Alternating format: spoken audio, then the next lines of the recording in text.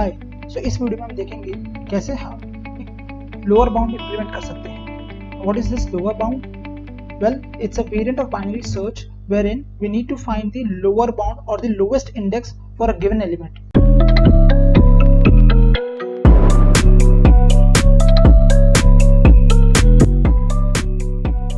Normally क्या होता है, फॉर अ गिवन सॉर्टेड अरे, जैसे ये भी एक अरे सॉर्टेड है यहाँ पे, अगर मैं एक बाइनरी सर्च यूज करूँ and if I say let's say I want to find the index for the element 3, अब हम यहाँ देख सकते हैं कि 3 जो है वो 4 टाइम्स रिपीट हो रहा है यहाँ पे।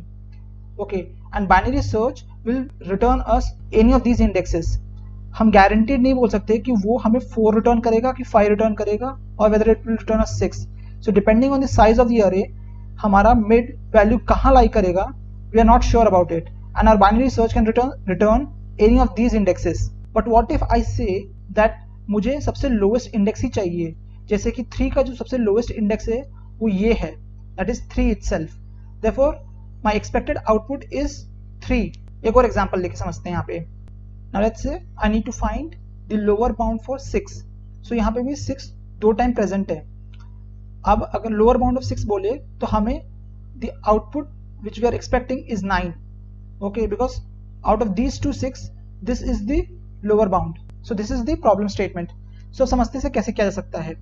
Now since this array is also sorted, so again हम यहाँ पे binary search लगा सकते हैं, but now we need to modify our binary search in such a way that it always yields us the lower bound. So the idea is very simple, which is very similar to binary search. तो हम क्या करेंगे यहाँ पे, we'll start with the low index and again we'll start with the high index. तो मैंने यहाँ दो इंडेक्सेस इनिशियलाइज कर लिए हैं, just like in the case of binary search.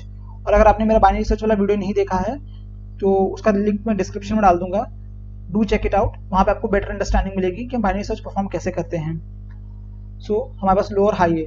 Now let's see, will calculate the mid and we know that the mid will, let's say हमारा जो mid है समवेयर अराउंड यहाँ पे आ गया, ये हमें हमारा मिड मिल गया।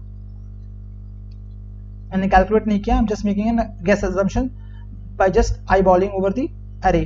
So हमारा अगर ये mid हुआ, so array of mid की वैल्यू कितनी है यहाँ पे? array of mid की वैल्यू है 4. Okay, so my target which is 6 is greater than 4. इसका मतलब क्या है कि we'll move in the right hand side of the array and we'll discard this whole left hand side. Okay, now my mid becomes, my low becomes mid. Okay, now मेरा जो search space है वो update हो चुका है। Now again I will calculate the mid value. Let's say मेरी mid value आ गई ये, this is my mid value. Now I know my target value which is 6, this is 6, this is less than 7। इसका मतलब क्या हो गया, now I have to shift my right hand pointer which is nothing but the high pointer, इसे हमें shift करना होगा because now we need to look in the left hand side और हमें राइट हैंड स्पेस को discard करना है। We have to discard this space. Okay, so कैसे करेंगे ये देखते हैं अभी। अब जो हमारा हाई है हम उसे क्या करेंगे, उठा के सीधे मिड के बराबर कर देंगे। There is a reason for this thing, हम मिड से कम नहीं करेंगे, that is my high will be equal to mid value, ना कि लेस देन मिड वैल्यू। आप कई जगह पे बाइनरी सर्च के कुछ वेरिएंट्स देखेंगे जहां पे हाई को मिड -1 किया जाता है, they do this way, but हम यहाँ पे एक स्टैंडर्ड टेम्पलेट को फॉलो करेंगे so that it becomes less confusing when you study lower bound, upper bound. Okay, so हम यहाँ पे एक स्टैंडर्ड टेम्पलेट को फॉलो कर रहे हैं जो कि मैंने अपने बाइनरी सर्च वाले वीडियो में भी कवर किया है। सो उसी टेम्पलेट को कंटिन्यू करेंगे इसमें भी, so that things become less clumsy for us. So मैंने यहाँ इसे रब कर दिया है just to stick with the standard template. So हमारा हाई जो है वो मिड के बराबर होगा, so I have just moved my high over here. Okay, so now again we'll find the mid value. Let's say मेरा जो मिड है वो यहाँ आ गया। So now normally binary search में क्या होता, अगर हमारे मिड की वैल्यू टारगेट के इक्वल हो जाती तो we would have either printed it out और हम रिटर्न कर देते depending on the use case, right. But हम यहाँ पे तुरंत रिटर्न नहीं कर सकते इंडेक्स को और the mid value because we are not sure whether this 6 is the lowest 6 और नॉट। हमें पता है कि 6 यहाँ पे 2 हैं and this is the lowest 6, so ideally ये हमारा आउटपुट होना चाहिए, ना कि ये। So since we are not sure, what will do is will again decrement the high value and will make it to point over here. Okay, और ये बहुत जरूरी समझने को, क्योंकि let's say 6 एक ही होता, let's say यहाँ पे कोई 6 अवेलेबल नहीं होता इस पूरे अरे में और अगर ये सिर्फ 6 अकेला होता तो यही हमारा आउटपुट होता। तो अगर मैं हाई को मिड -1 कर देता, जो कि बहुत सारे बाइनरी सर्च इंप्लीमेंटेशन में किया जाता है, अगर आप गूगल करें आपको बहुत सारे बाइनरी इंप्लीमेंटेशन मिलेंगे जहां पे हाई को मिड -1 कर देते हैं, बट लोअर बाउंड के केस में हम ऐसा नहीं करेंगे, हम इसे मिड को हाई को मिड के बराबर रखेंगे। Okay, this is very important because हो सकता है कि 6 इकलौता हो और by doing high equal to mid -1 हम हमारा हाई एक स्टेप पीछे ले आए, यहाँ ले आए लेट्स से, और अगर हम यहाँ कर देते हैं तो we are ruling out this one possibility of 6 also. So जो हमारा आंसर था वो हमारे सर्च स्पेस से बाहर हो गया है। सो this is a disastrous, right? इस तरह से हमें कोई भी नंबर मिलेगा ही नहीं हमें कभी भी। Okay, so to avoid this edge case हम क्या कर रहे हैं, हाई को मिड इज इक्वल टू 1 कर रहे हैं। I hope I am making sense here. क्यों हम इस टेम्पलेट को फॉलो कर रहे हैं rather than mid -1। Okay, so I have reverted everything back. The high is equal to mid now. Okay, now हमारा सर्च स्पेस वापस से छोटा हो गया है। Now let's calculate the mid again. अगर हमने दोबारा यहाँ पे मिड निकाला, let's say मेरा मिड अभी ये होता 5 के बराबर। ओके, और ये हमारा मिड यहाँ से हट जाता। Let me clear the board. So I've cleared the board. Now let's see. Now this is my mid which is pointing to 5, low is 4 and high is pointing to 6. Okay.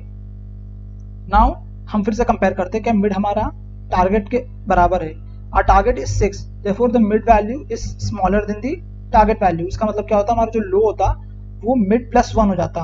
Okay, and हम यहाँ आ जाते हैं। सो मेरा जो low है basically it is pointing to the lowest indexed 6।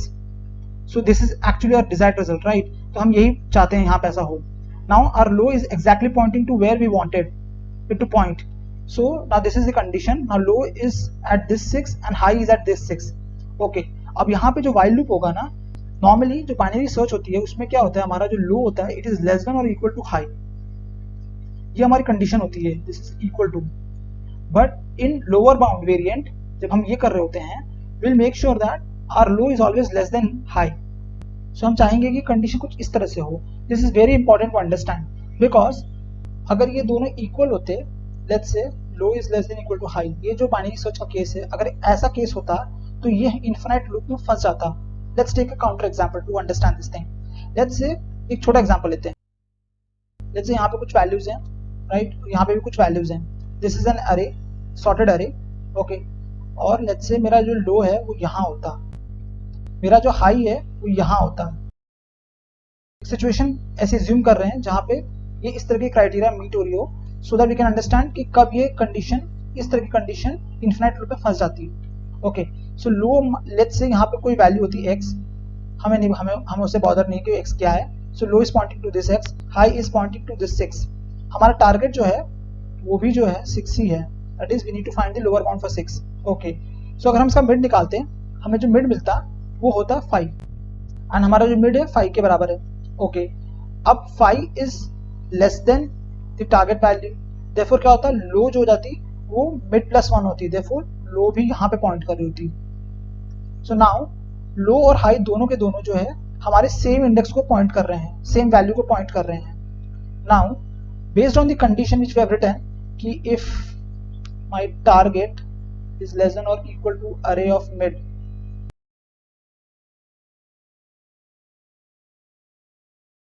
सो हमने ये जो कंडीशन है लिख रखी है, if target is less than और इक्वल टू मिड, तो हाई को मिड के बराबर कर दो और एल्स लो को मिड +1 कर दो। अब सिनेरियो क्या होता ना, जब हमारा सर्च स्पेस सिर्फ एक सिंगल एलिमेंट पे आकर रुक जाता, सो हमारा लो, हाई और mid, again if I calculate the mid value, वो भी इसी को पॉइंट कर रही होती। तो तीनों वैल्यूज एक ही सिंगल नंबर को पॉइंट कर रहे हैं, राइट? और ये लूप जो है ये क्या बोल रहा है कि low should be equal to और लेस देन हाई।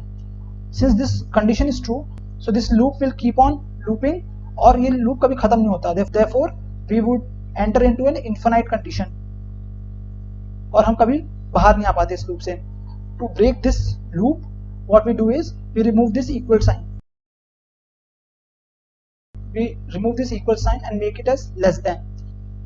So जैसे ही हम इस कंडीशन को सिर्फ स्ट्रिक्टली लेस देन कर देते हैं तो ये लूप कंडीशन ब्रेक हो जाएगी, because now low has to be less than high, और ये जो कंडीशन है फॉर इन्फिनाइट लूपिंग कभी एग्जिस्ट नहीं कर पाएगी। And that's why we need to make sure of this condition.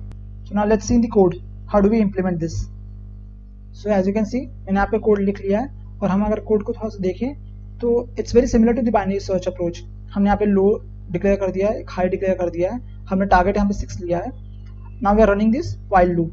सो यहाँ पे कुछ चीज़ें गौर करने वाली चीज़ ये है कि हमने यहाँ पे व्हाइल लूप जो है हमारा लो लेस देन हाई है.